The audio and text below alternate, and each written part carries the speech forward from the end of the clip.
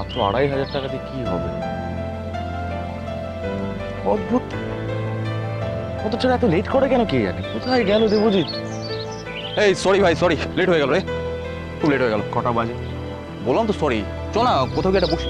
বসার জন্য আমি আসিনি দেবজিৎ, বিপদে পড়েছি, চাপে আছি, হেল্প চাইছি। চাপ? আবার চাপ? তার মানে আবার তুই কিছু একটা ঝামেলা বাকিয়েছিস, আলোর সঙ্গে ঝগড়া করছিস, তাই তো? সৌরভ, তুই না, তোকে আমি যত পই পই করে বোঝাই যে রাগটা একটু কমা, রাগটা একটু কমা, এরকম করিস না, তত তুই। কাল আমাদের ম্যারেজ অ্যানিভার্সারি প্রথম। না না, তোকে তো আমি বারবার বলেছি সৌরভ, তুই কি বললি? কাল আমাদের প্রথম ম্যারেজ অ্যানিভার্সারি। ও, তার মানে আমি ঠিকই আন্দাজ করেছিলাম। তাই তো বলি, এত জরুরি তলব, কি ব্যাপার? যাই হোক, কনগ্রাচুলেশনস ইন অ্যাডভান্স। দেবজিৎ, গত 1 বছরে আলো আমাকে সব দিক থেকে ভরিয়ে দিয়েছে, সব দিক থেকে। আমার মেয়েকে সুস্থ রেখেছে ও। ইনফ্যাক্ট নতুন একজন আসতেও চলেছে আমাদের জীবন। আমার জীবনটা না সত্যি ভরে গেছে রে, সব দিক থেকে ভরে গেছে। তাকে ম্যারেজ অ্যানিভার্সারিতে কি গিফট দেওয়া যায় সেই নিয়ে চাপে পড়ে গেছিস, তাই তো? দেবজিৎ, আলোর হয়তো মনেও নেই ম্যারেজ অ্যানিভার্সারির কথা। অবশ্য আমি ওকে কোনো দোষ দেবো না, যার ঝড়ঝাপটা গেল ওর ওপর দিয়ে। আমি না কাল ওকে খুশি দেখতে চাই। হ্যাঁ রে, মানে এই সারপ্রাইজটা পেয়ে খুশি হবে এমন কি গিফট দেওয়া যায় বলতো? চাপে ফেলে দিলি সৌরভ। জাগে, চল আগে এখান থেকে বেরোই, যেতে যেতে ভেবে দেখবো যে তোকে দিয়ে বৌদির জন্য কি কেনানো যায়। চল।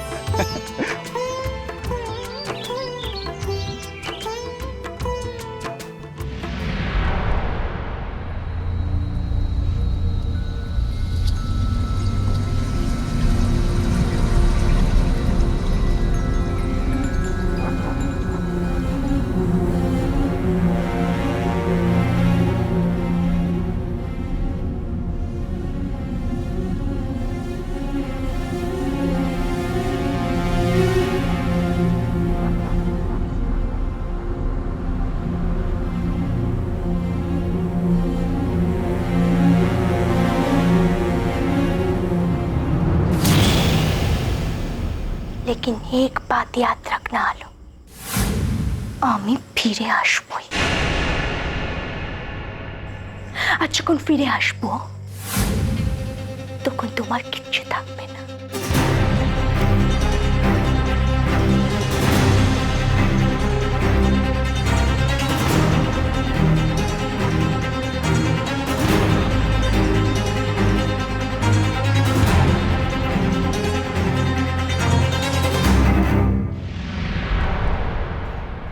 কেন এত ভয় পাচ্ছি আমি?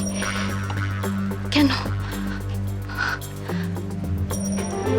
সোয়ানি যদি আমার সবকিছু কেড়েও নিতে চায়, কেন সেটা হতে দেব? কিছুতেই না। ও তো চায় আমি কষ্ট পাই, শেষ হয়ে যায় আমি। ওর মুখোমুখি হব,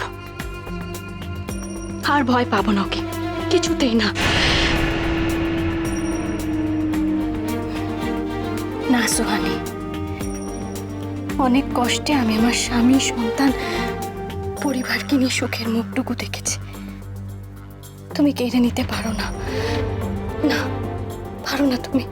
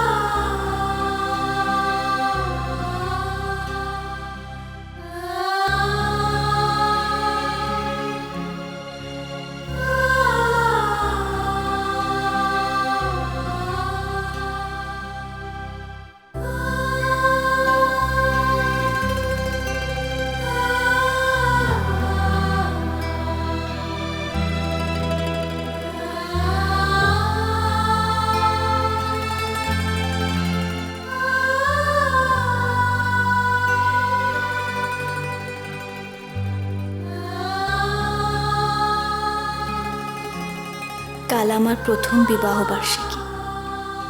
1 বছর আগে এই দিনে সৌরভ আমাকে অগ্নিসাক্ষী করে বিয়ে করেছিল। সবাই হয়তো ভাবছে আমি ভুলেই গেছি, কিন্তু সৌরভ, এই কথা আমি জানি। আমার জীবনে এর আগে এমন দিন কখনো আসেনি।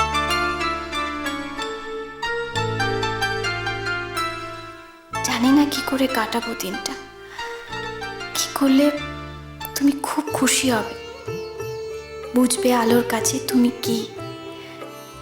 কিন্তু তোমাকে আমি এমন কিছু দিতে চাই যা চিরকাল তোমার মনে থাকবে।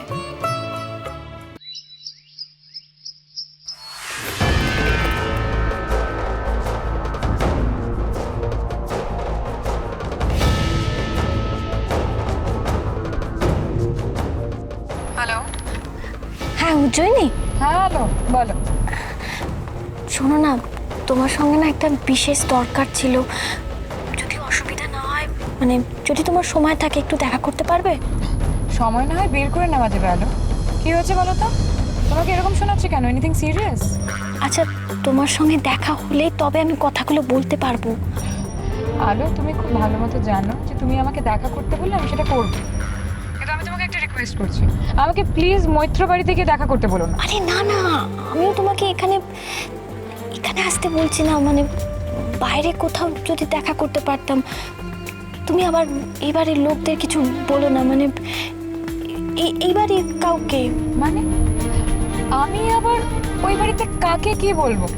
হ্যাঁ, তোমার বাড়ির লোক আমার কাছ থেকে খবর পায় নাকি? না, ওই মাঝে সাঝে তো তোমার মেজদার সঙ্গে দেখা হয়, তাই তুমি মেজদাকেও।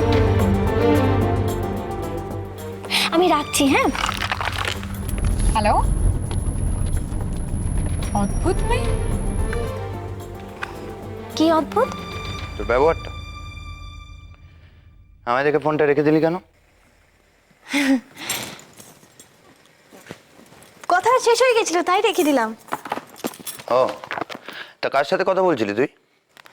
আমার বন্ধু ফোন করেছিল, তার সাথে কথা বলছিলাম। কে তোর বন্ধু? উজ্জয়িনী? না, ওর সাথে তোর কিসের দরকার? আপনাকে বলবো কেন? মানে রে, আমি দুধ বসিয়েছিলাম রান্না করে। আলো, আমার আলো, উত্তরটা দে।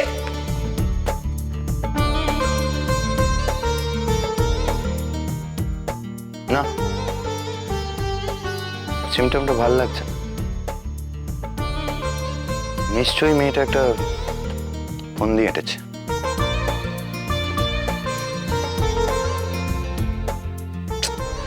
আর এই জিনিটাও না সত্যি, সব কথা আলোকে বলার যে কি দরকার, কে জানে না ও সব দায়িত্ব নিজের ঘাড়ে নিয়ে। সব দায়িত্ব নিজের ঘাড়ে নিয়ে নিজের অ্যানিভার্সারিটাই ভুলে গেছে।